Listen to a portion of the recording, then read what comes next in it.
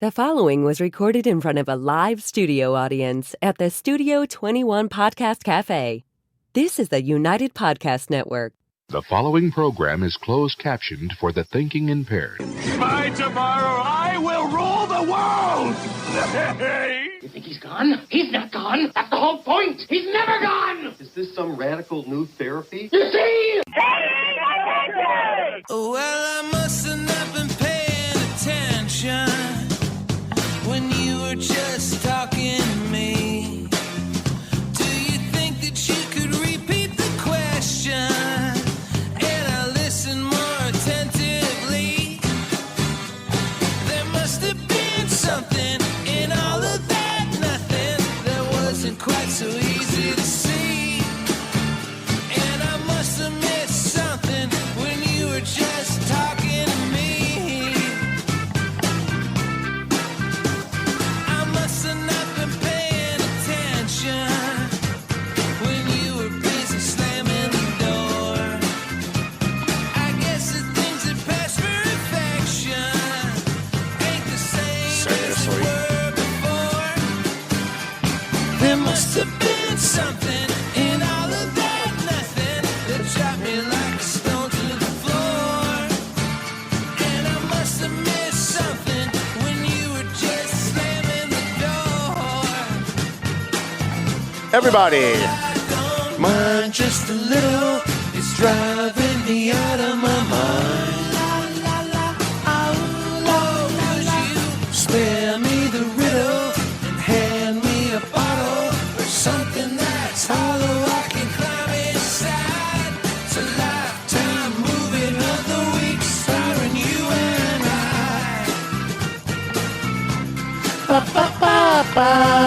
that was good. I could hear you on that one. We're good. All righty. Got a big show today. I I know. actually planned out today's show. I know. I'm so proud of you. Sucks. You get a gold star. Ooh la la la.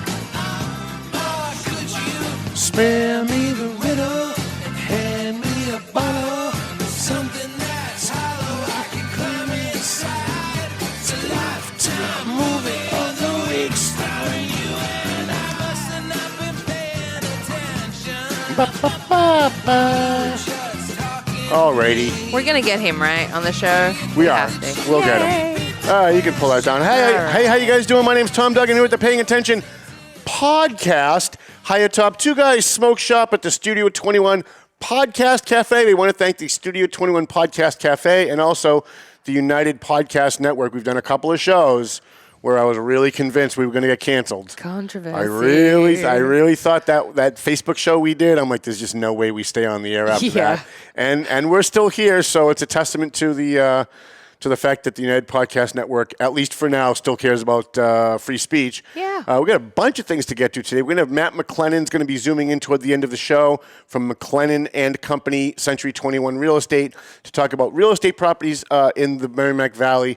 And I've got a bunch of topics that I want to get to. I want to thank our sponsors, if I can actually find them here on my sheet, because I don't want to forget anybody.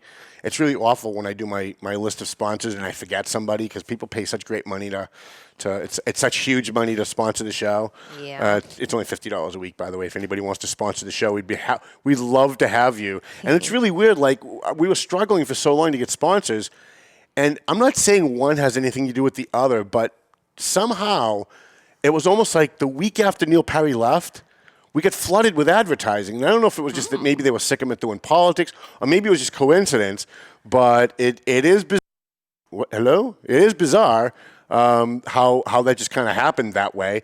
We want to thank Matt McLennan at Century 21. Like I said, he's going to be zooming in later on. AFC Urgent Care.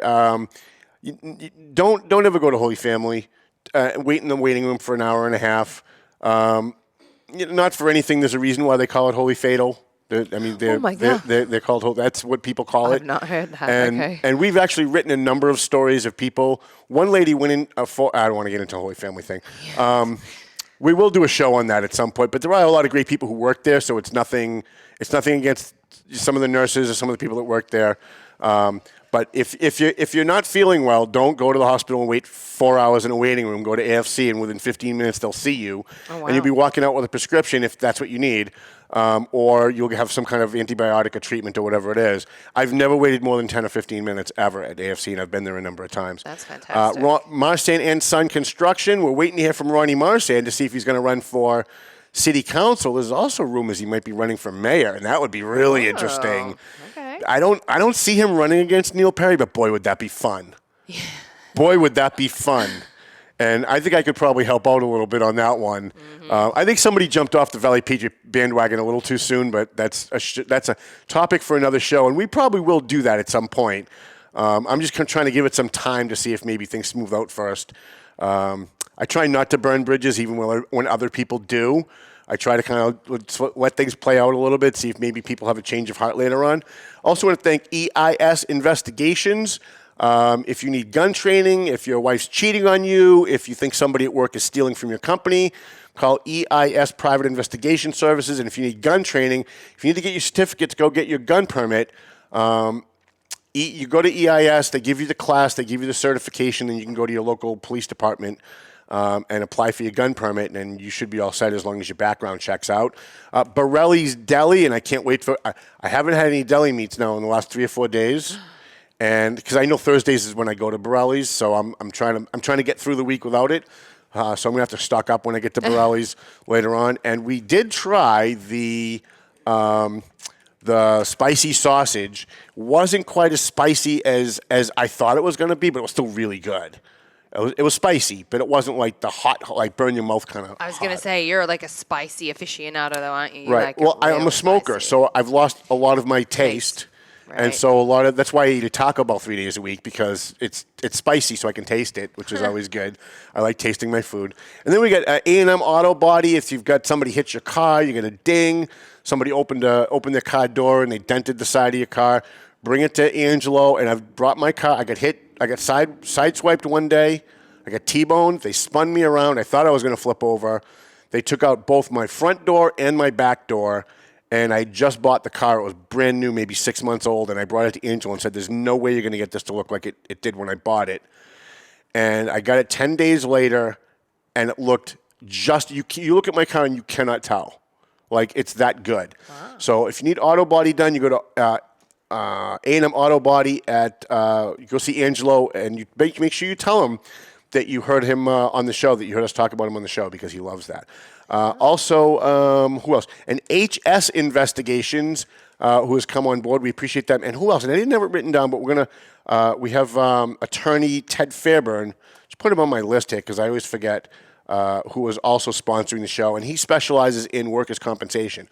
So if you work for the city of Methuen, or you work for the city of Lawrence, or you work for a construction company, you got hurt, and you think that you need compensation, you go see Teddy Fairburn. He'll get you what you need. He's been doing this for like 35 years. He's a pretty good guy. And a free shout-out to Don's Sign Tech and the North End of a Car Wash, who I hope is coming back because it's getting nicer.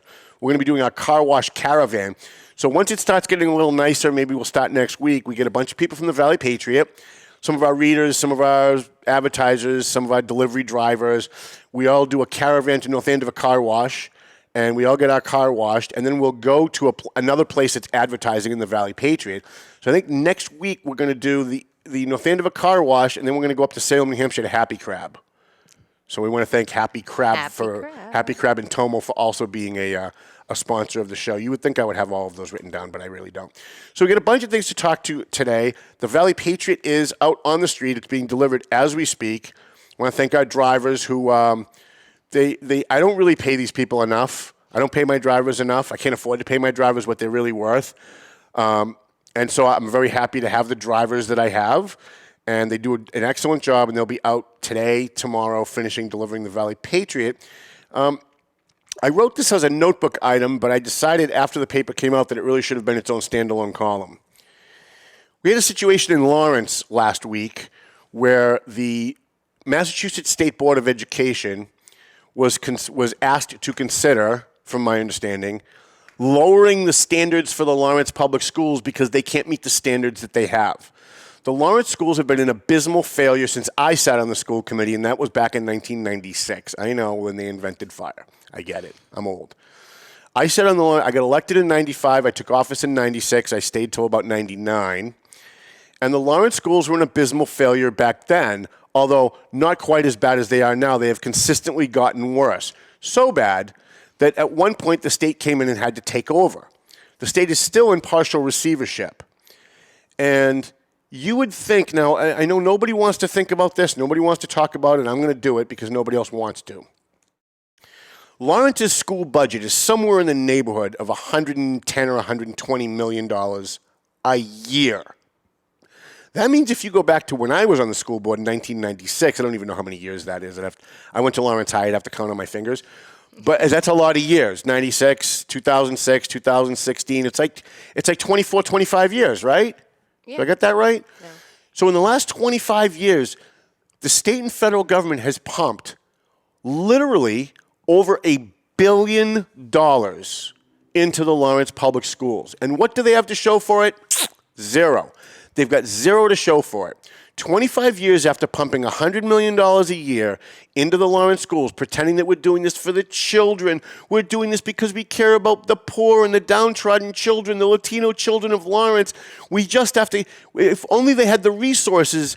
The problem is just that they don't have enough money.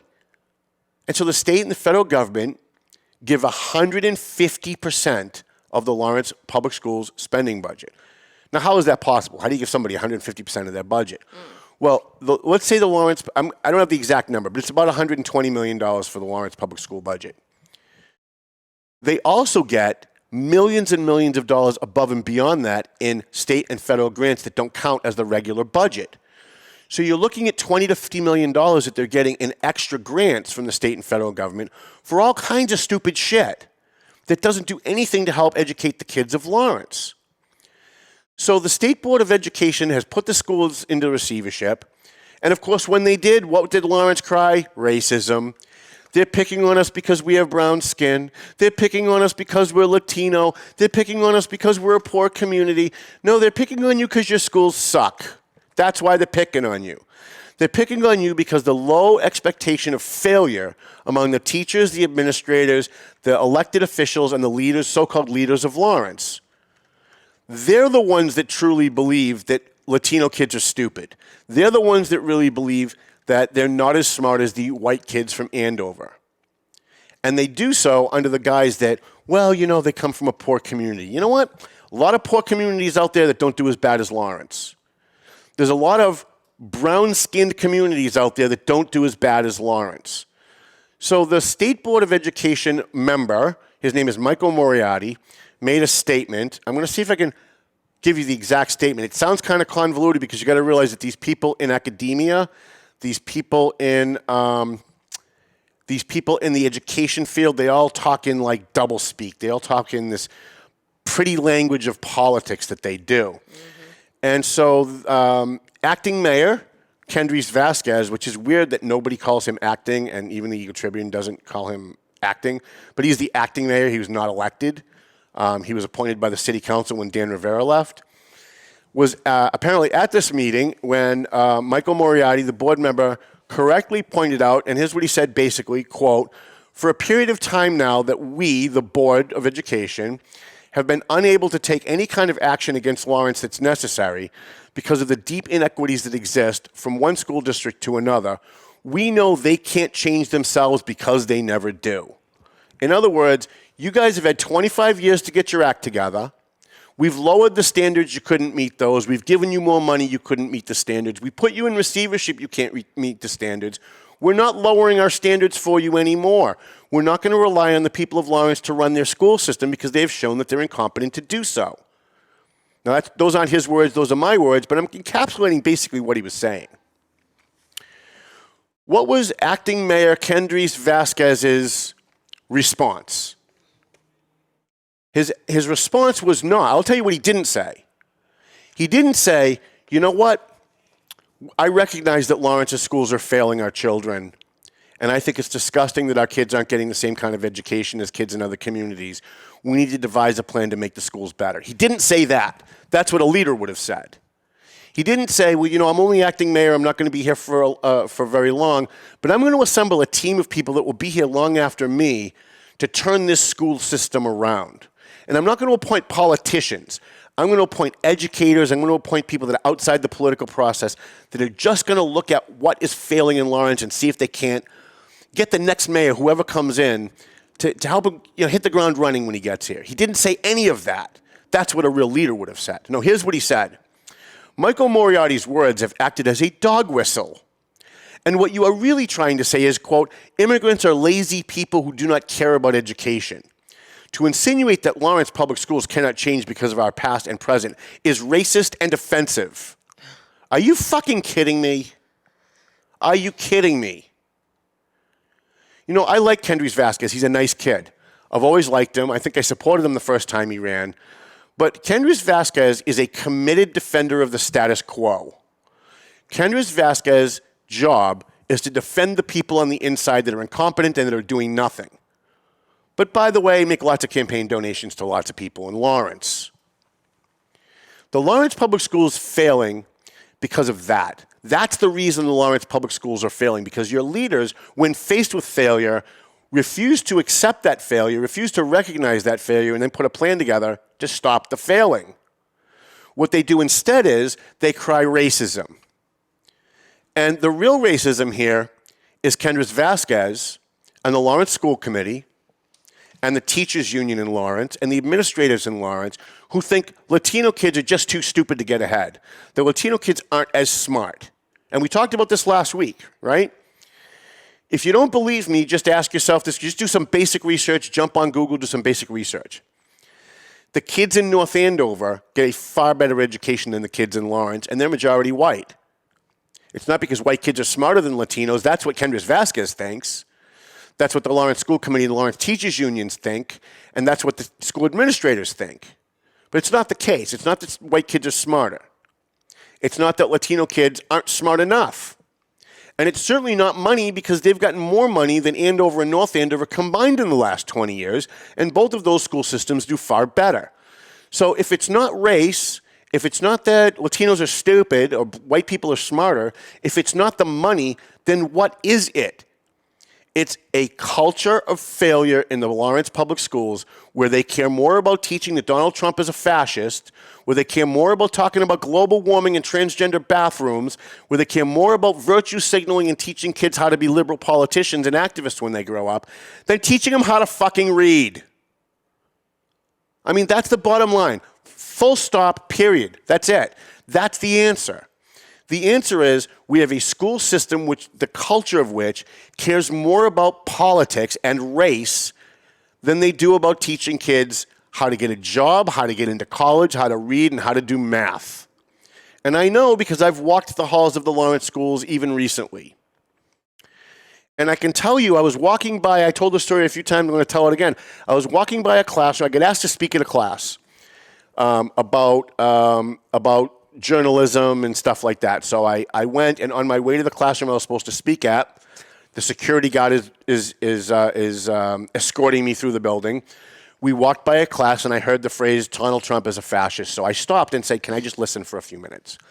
And I listened to this teacher go on and on about how Donald Trump wants to exterminate Jews, and he hates black people, and on and on and on. And I said to the guy, is that a history class? And the security guard said, no, it's a physics class. Okay? You want to know why the kids in Lawrence can't read? You want to know why the majority of kids in Lawrence can't get into college, can't get a job, can't speak English properly, say things like I'm a gonna and axed? You want to know why? Because it's not because their parents aren't educated and don't speak English. That's the excuse that the Lawrence schools use. Yeah, but they come from homes where they barely speak English and they're so poor. No, it's because you do a shitty job. It's because you go into school every day with the idea of not teaching kids how to succeed in life, that there's a right answer to a math question and a wrong answer to a math question. You go in there teaching them how to be political activists and talk about global fucking warming every time May Day comes around. And you'll have to excuse my French, but this is something that frustrates me because I sat on the school board in Lawrence for 3 years and beat my head against the wall trying to change things in the Lawrence schools. And every time I did, they cried racism. So why is it that Kendrys Vasquez and all the other people in the Lawrence public schools cry racism whenever somebody actually points out what the actual problem is, which is that the fact that they're failing? and that they're not doing their job. Why do they cry racism? Why is that their go-to? Why did Kendrys Vasquez take a very benign statement that had nothing to do with race, that had nothing to do with the children of Lawrence who are Latino, but had more to do with the fact that the administrators and the teachers, who, by the way, are not mostly Latino, are failing our kids? Here's why. Because if Kendrys Vasquez hadn't accused him of racism, the headline would have been, Lawrence schools fail their children. That would have been the headline. Lawrence public schools fail their children. But that wasn't the headline, because Kendrys Vasquez knew exactly what he was doing. Now the headline, because he accused this board member of racism, because he's white, which, by the way, I think is actually racist. Instead, the headline was, Lawrence mayor accuses board member of racism. Well, which one of those two things do you think sells more newspapers? Lawrence fails their children, or Lawrence mayor accuses board member of racism? Well, we all know which one sells more papers. It's the racism headline. And that's why he did it, to distract from the failures of the Lawrence school system.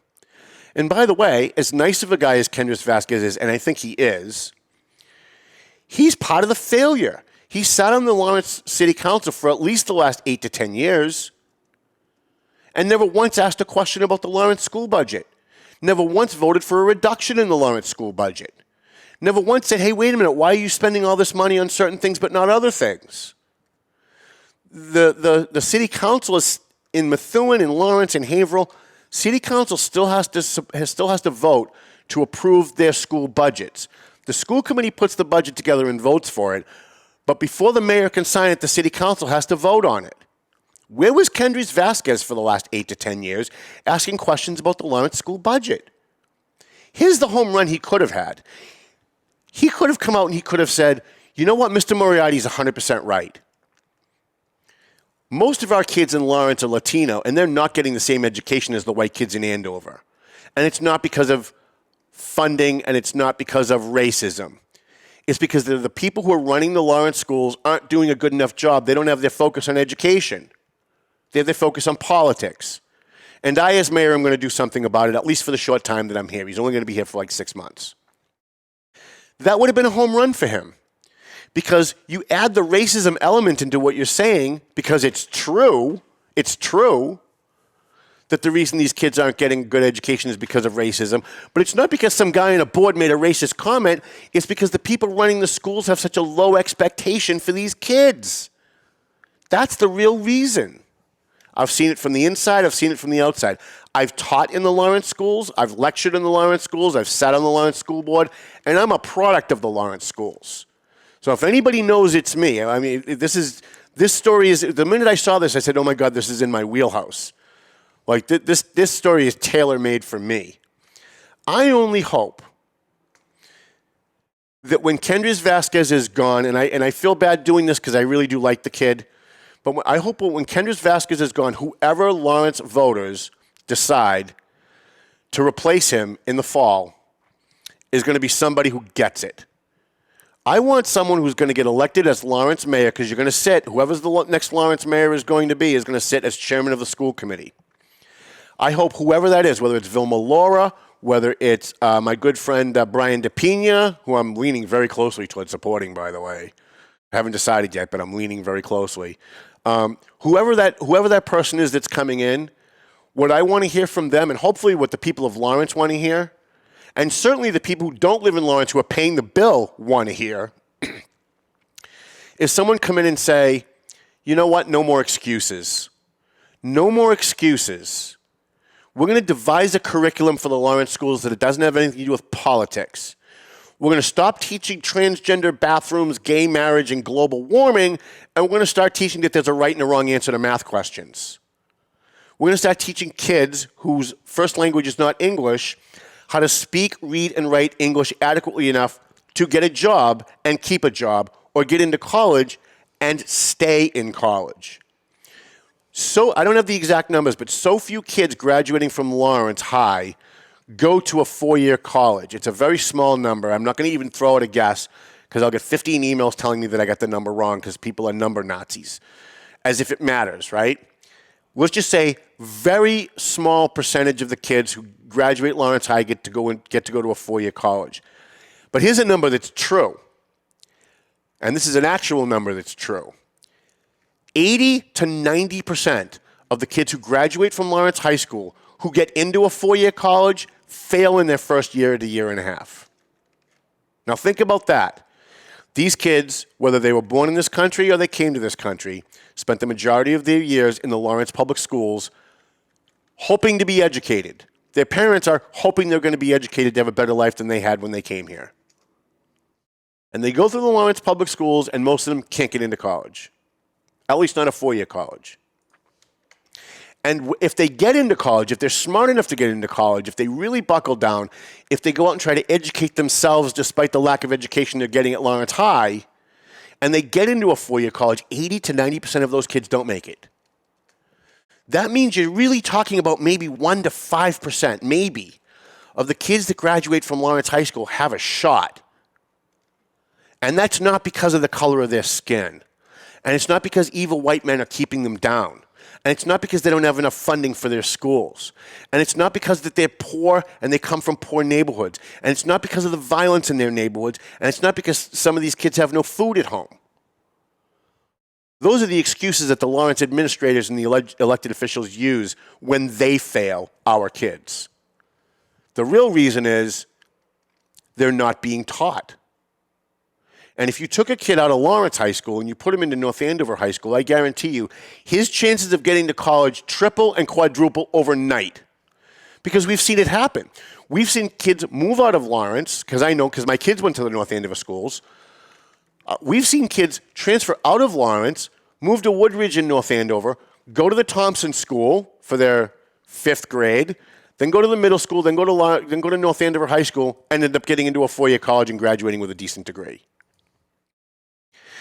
It's not the color of their skin, folks. Don't be fooled. And the Latinos in Lawrence who don't pay attention to a lot of this stuff, you need to stop being fooled too. Because you're being played. If you're a Dominican family, if you're a Dominican mother in Lawrence who's got 2 or 3 kids in the Lawrence schools, you should be outraged by what Kendrys Vasquez just did. Because what he did was he swept the failure of the people who are supposed to be educating your kids under the rug by saying, look at the shiny object, racism, it's over here. It's what this board member said that's keeping us down. No, it's not, Kendrys, it's you. I'm sorry, I like you, you're a good guy. But it's you. And it's the Lawrence School Committee. And it's the teachers' unions specifically. And it's the administrators. And until the people of Lawrence rise up and start demanding accountability, I don't want to hear about statistics. I don't want to hear about poverty. I don't want to hear about the root causes of poverty and failure. Whenever politicians start talking about root causes, what they want to do is they want to make the conversation abstract. Once you start talking about root causes, it could be anything, right? And then they can have meetings about meetings, and they can have meetings about other meetings, and subcommittee meetings about other meetings, and nothing ever gets done. So if you want to know why there's so much violence in Lawrence, you want to know why so many people in Lawrence are uneducated and ignorant, it's not their fault. I don't blame the people of Lawrence at all. I blame their school system. There are kids who graduated Lawrence High School or who are seniors at Lawrence High School who come on my page on a regular basis and cry racism over things that have nothing to do with race. I had one kid from Lawrence High School come on my page one day asking me, I had posted how much time we got? I had posted a photo of a kid on Pelham Street in Methuen that was in a really bad accident who died. He wasn't dead in the photo. They were doing CPR on him. He was still alive, so we took the picture and we posted it. I had a bunch of kids from Lawrence High School come on my page who knew the kid and were eviscerating me because I didn't get the family's permission. You didn't get the family's permission to post that. I know the family, and they didn't give you permission. Now, if you're a kid at Lawrence High School and you're a senior and you don't know enough about the Constitution to know that a reporter doesn't need anybody's permission to take a picture in public and post it online or put it in a newspaper, you're ignorant, but your school system is to blame for not teaching you the Constitution. There are kids that believe that hate crime, there are kids at Lawrence High School that come on my page and think that hate crime is an exception to the First Amendment, that we should be censoring things that people say that might be hateful. that it's an exemption to the First Amendment. Can you imagine? Can you imagine an American of any stripe thinking that you saying something hateful is exempt from the free speech clause of the First Amendment? And again, it's not their fault. It's the school system's fault. And until we start naming names, and until we start putting it on the teachers and the teachers' union, it's never going to change. And I've had educators from other communities come to me when I've given this lecture in other spots, who have come to me and said, but Tom, how can you blame the teachers' union for the curriculum? Absolutely you blame the teachers' union for the curriculum. Because the dirty little secret in education, at least in Massachusetts, is that the teachers' union draft up the curriculum. And they force it down the throats of the administrators at budget time and at contract negotiation time. And it's the teachers' unions that are driving the curriculum. They don't want people to know that they're driving the curriculum, so it gets put forward by other people. But I can tell you, as someone who sat on a school committee, who has sat in executive sessions, who has sat in on secret legal negotiations, that's exactly what happens. So don't give me this that it's not the teachers. Don't give me that it's not the teachers' unions. It is. And I'm going to say something else about teachers because I get a lot of crap for it, so I'm going to head it off at the pass. I have no respect for public school teachers anymore. Don't give me this shit that it's a hard job. You know what's a hard job? Being a firefighter running into a burning building. That's a hard job. Don't tell me teaching kids is a hard job. It's not a hard job. You people get vacations, you get weekends off, you get summer vacations, you get every school vacation off, and you get paid year-round to do it. And you only work 6 hours a day. And on top of that, the 6 hours you work, and you're not teaching the kids the Constitution. These kids can't fill out a job application. They can't balance a checkbook, and they don't know the first damn thing about their constitutional rights. And that's on you guys. That's on you teachers. I'm sorry, but it is. And you can run around and pretend the teachers are all heroes. The one good thing that came out of COVID is that I think it started to wake people up to the fact that these teachers aren't really the heroes that they've been made out to be.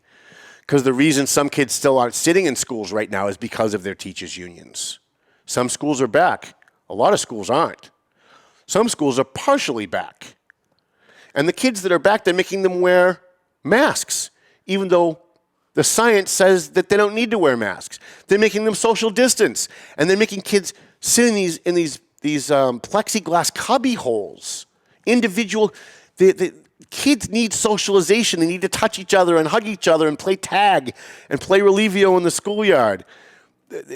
We are torturing our children, and these teachers and administrators are torturing and have been torturing our children, on top of the fact that they're not educating them.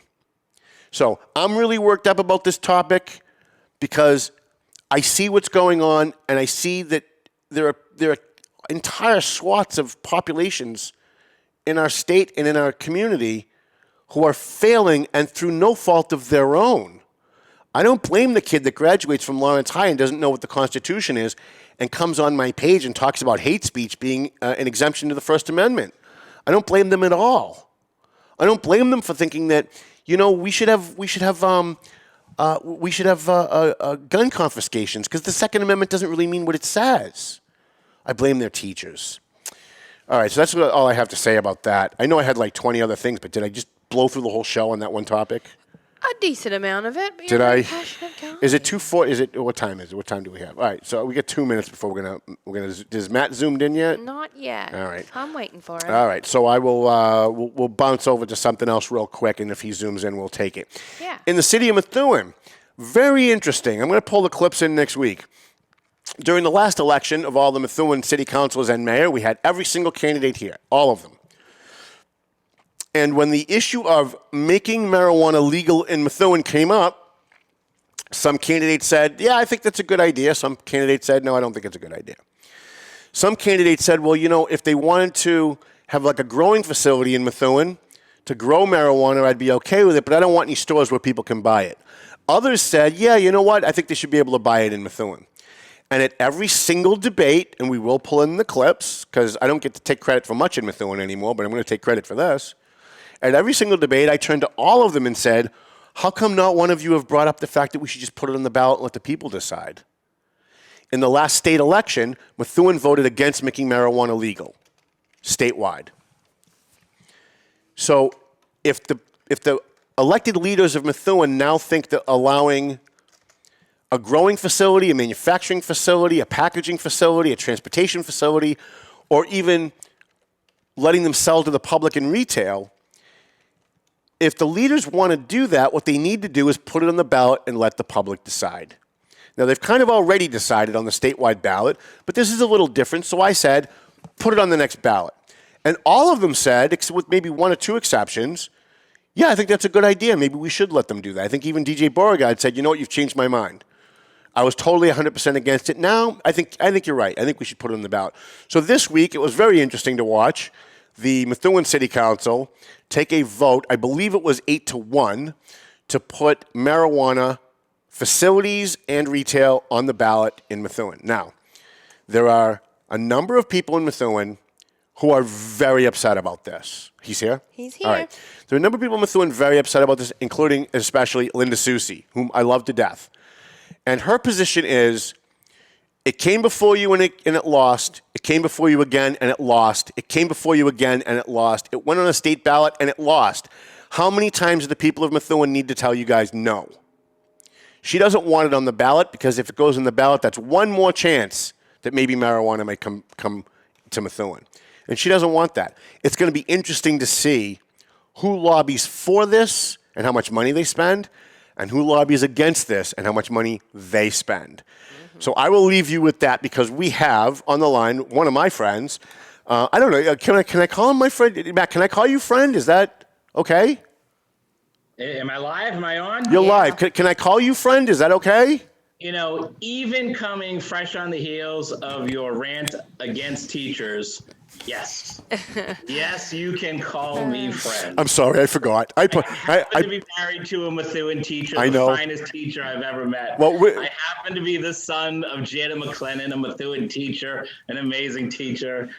My mother-in-law is a teacher. My father-in-law is a teacher. But hey, we can be friends and we can agree on many points. I don't always agree with you, but it is okay. All right, we can be friends and not always agree. Well, listen, and I appreciate that. That actually that's a testament to you because a lot of people in this business, they can't disagree with you. I had a guy that used to come on once a month, and the minute we disagreed on one thing, he was gone.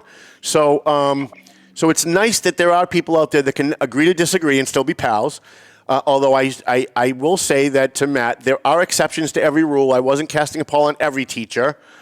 But certainly in the Lawrence Public Schools, it's much more prevalent than everywhere else. I think that's where I was going. So McLennan, Century 21, you were on the show about 2 months ago. We talked about the property values in Methuen, North Andover, Lawrence area. Has it changed? Has you seen a shift? I think the last time you were here, you said it was a seller's market. Is it still a seller's market? It is a tremendous seller's market still. So now we're really in the thick of the spring market. So what happens in the spring is you always get more inventory. You get home sellers that are going to say, well, I don't want to deal with the winter. I don't want to deal with the holidays. People just think in their head, it's a spring market. What happens is there's always more inventory. So there's more opportunities. But with that, supply and demand, there's still just a huge demand and a huge supply of buyers. So creating a huge demand. But right now, there's new homes coming on in every market every week. They look beautiful. The photography you can do and the landscaping and everything is just awesome. But we still have incredibly low interest rates. And so for the most part, you are still seeing homes come on the market. And within 3 or 4 days, they are fielding 10, 20, 30 offers, if not more. So we had a jump in pricing from 2019 to 2020. Now we're seeing that continued jump. So, in our towns that we cover, the numbers did jump 13, 14, 15, 16%. Wow. You're still seeing homes come on the market at that new price, and things are now still selling $30,000, $40,000, $50,000 over asking, maybe 10%, 15% over that ask. So It's amazing. So you're talking first-time home buyer stuff. You're talking anything that's at mainstream kind of colonial family-driven housing. Investment properties too. I don't know if you saw, I posted on Facebook, coming soon, a pretty cool 2-family plus 2 storefronts, right?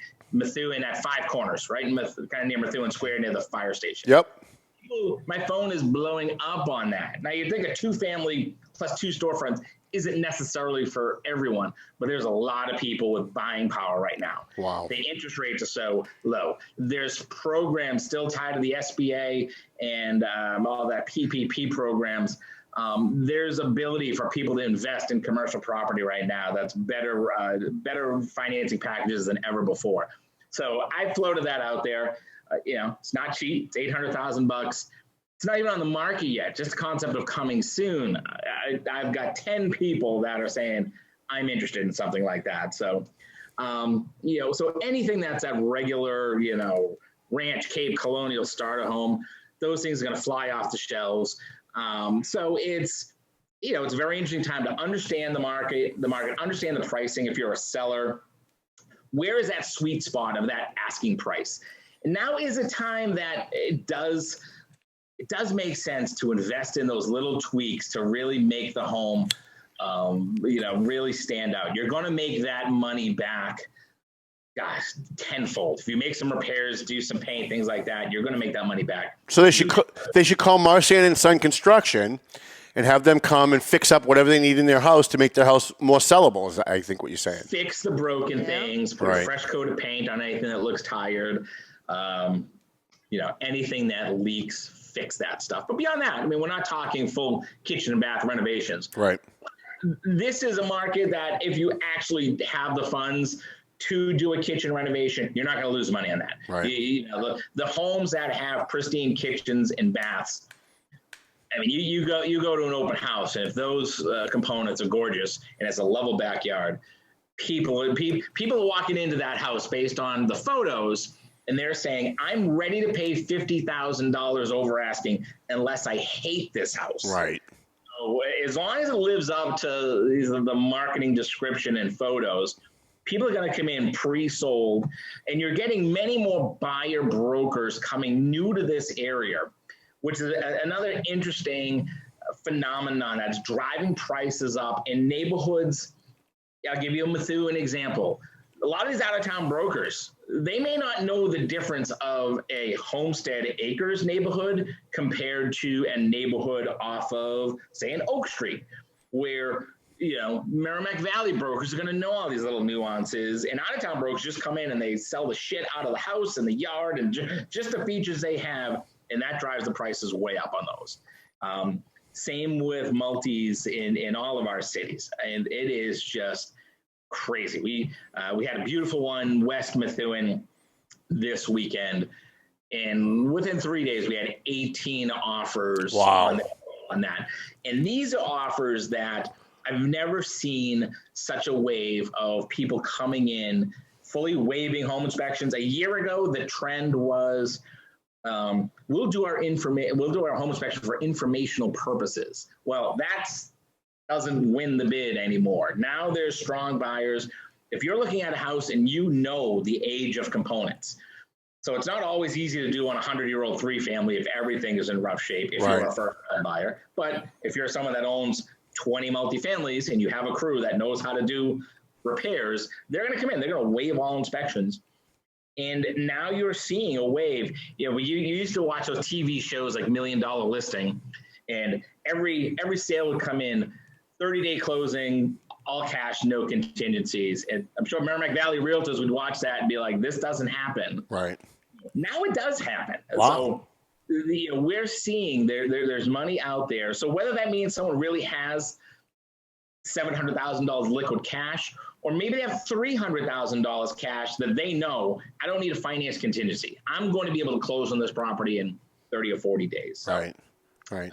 Have you doing marketing? A lot of our, we certainly target to educate our sellers in the area, but we're trying to do more marketing, really educating our buyers to say, how do you win these multi-bidding war bids? How do you clean up your offer and really make it stand out. And that's a whole new level of what our job is, which is kind of cool. It's a much more interesting job right now with so many nuances of angles you have to work to be successful. And it really is the feeling of a buyer at the end of a process. There's such a jubilation of, okay, we finally got here, we got the house. They're not fixated on like, my God, this is a crazy new price for this marketplace, and just is what it is. That this is what a $550,000 house costs now. Right. People ask me all the time, is the bubble going to burst? Is it going to drop? I'm pretty confident it's not going to drop. It'll slow down. The pressure relief will ease up a bit, but I think these prices are here to stay. Wow. I think many of us were very lucky to live in a place that you could buy in a neighborhood for $350 for the last 20 years, and that's not it anymore. Right. That neighborhood is 20 miles north of us now. Right. So we've got about 2 minutes left. I have one question for you, because I was watching CNN the other day, and they were talking about how the price of lumber has gone up 300%, and that obviously affects building new houses. It certainly changes what people can pay for land. I think everyone's been cooped up for 2 years, and everyone's like, great, all my vacation money, I'm going to put an addition on my house. Now they price out what a 26-foot family room. So they call Ron Marsan and say, I got $30,000 for family room addition. And maybe that math doesn't work anymore. Right. The price is just awful. So that stinks. But it's a crazy market. Awesome time to sell. And you don't see a bubble coming you don't see a bubble crash coming anytime soon, you say? No, I think we're going to be, running full force with this type of market well through the summer and the fall. It'll be interesting to see at what point do interest rates starts to tick up. Will the winter start to ease up? So right now you're seeing more inventory, and you think that's going to ease up a bit. So, maybe you're not getting 50 offers, but you're getting 15 offers. But that's also a product of people are, instead of asking $450 for their house, they're starting that asking price at $500 now. Wow. So at $450, they would have got 50 offers. At $500, maybe they're going to get 15 offers, but they're still going to end up at $535. And maybe the bank appraiser can have a little better shot at appraising that value now. If the people that are putting 5-10% down, they still need to navigate the waters of the lender needs to appraise that house. So. Well, listen, when you have a new house listed, can you share it onto my page so that I can share it out, so I can help you guys out a little bit? I always want to help you guys. I'm always willing to help anybody that's helping us, and you've stuck with us. I appreciate that. Matt, thank you so much. I think this is very informative for our viewers, and I'd love to have you come back in another couple of months, maybe even next month. Or if something changes, let me know. If you say, look, I see a change coming in the market, well, I'll be happy to have you on. Absolutely. All right, thank you. Tell your mom I'm sorry, and I still love her. And doing teachers rule. Doing North Andover teachers. Those are the two I kind of know and hang out with. All right, I'm going to go with that. There you go. All right, thank you, Matt. See you guys. All righty, Matt McLennan from McLennan Real Estate, Century 21. He's kind of our go-to guy. He's been sponsoring the show almost since the very beginning, and he's been advertising the Valley Patriot off and on for a long time. So we certainly appreciate him. And they've been in business. Century 21 McLennan has been in business since I graduated high school in 1985. Now, you know how old I am. I'm an old man, and that's how long they've been doing it. So they know their stuff. So if you're looking to buy a house, or if you're looking to sell your house, they're the ones to call. Give Matt, McLennan and Company, Century 21, a call. I had one other topic I wanted to get to, but we're out of time. Yeah. So next week when I come in, I'm going to talk about Bruce Jenner running for governor of California. He was on Hannity last night. I'm just going to give you a little snippet of what we're going to talk about next week. I'm a little confused. We're supposed to call him Caitlyn because now he's supposed to not be Bruce Jenner anymore. He's supposed to be a totally different person. And he's running for governor as Caitlyn Jenner.